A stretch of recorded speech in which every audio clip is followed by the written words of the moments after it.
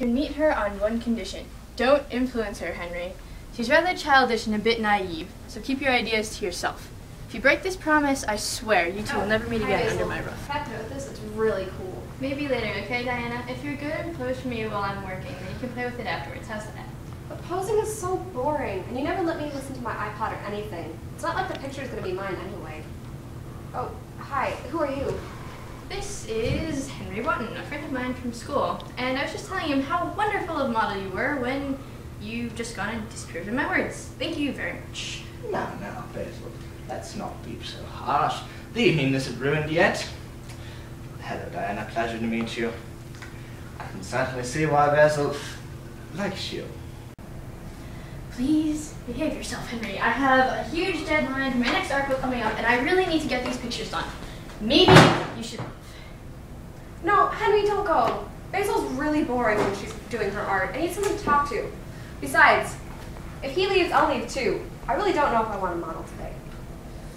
Okay. You can stay as long as he behaves himself. Yay! Now come over here and pose for me, and don't listen to anything he says or pay any attention to Henry. He's a humongously bad influence over all his friends except me. Alright. Are you really a bad influence on people, Henry? There's no such thing as good influence, Miss Gray.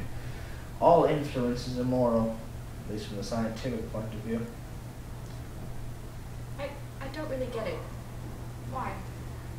Because to influence a person is to give one's soul to them. He or she no longer thinks the same thoughts. Her virtues, her passions, her sins, not even her own anymore. They're borrowed from another, echoes of someone else's music, copies of someone else's art. But if we're all just copies of one another, who is the original? You're right, Diana. Your expression is different from usual. Yeah, fine. Yeah. Henry, what were you saying? Well, I believe the only way we get rid of a temptation is to yield to it. Resist it, and your soul grows sick with longing for the things that forbid itself. Desiring is a monstrous law that made horrible and unlawful. Wait.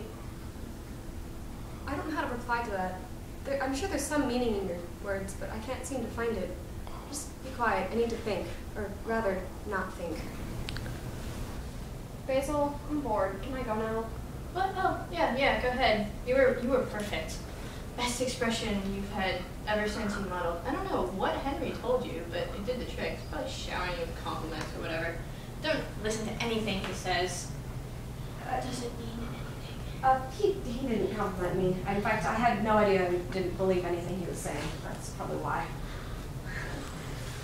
I'll come with you. Youth. Another thing worth having. Too bad it doesn't last forever. What are you talking about now, Henry? Well, someday, when you're old and ugly, you'll remember how you used to charm the world wherever you went. But people say that beauty is superficial. And though it may be true, it's not as superficial as thought.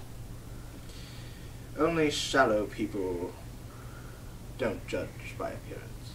But shouldn't it be the other way around? Well, it's merely an opinion. The truth is, when your youth goes, so does your beauty. For youth is short-lived.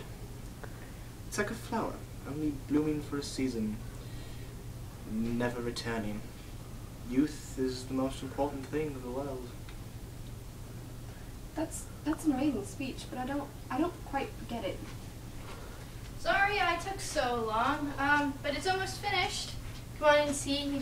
You two can bring your drinks with you. It's almost done. Oh, yes. There we go. All right.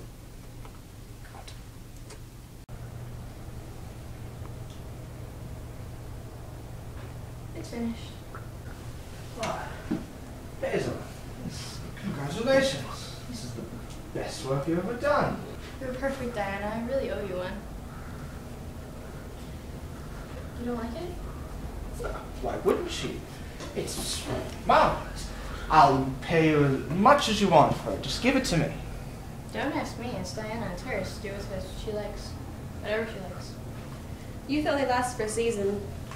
If only it could grow old and ugly while I stay beautiful as it is now. I'd give my soul for that. You'd regret it, Diana. So would I, and so would your painting, too. You'd say that. Your artwork is worth more than your friends. Heck, I'm probably not even worth as much as that sculpted head over there. I'm worth nothing to you. No, Diana, stop saying this. I don't understand. Why are you so jealous of inanimate objects like this stupid sculpted head? It makes no difference for that painting. You're the most important person to me in my life, and you always will be. There will never be anyone else. Please stop these morbid thoughts. If only I could stay beautiful and it could grow old and ugly instead.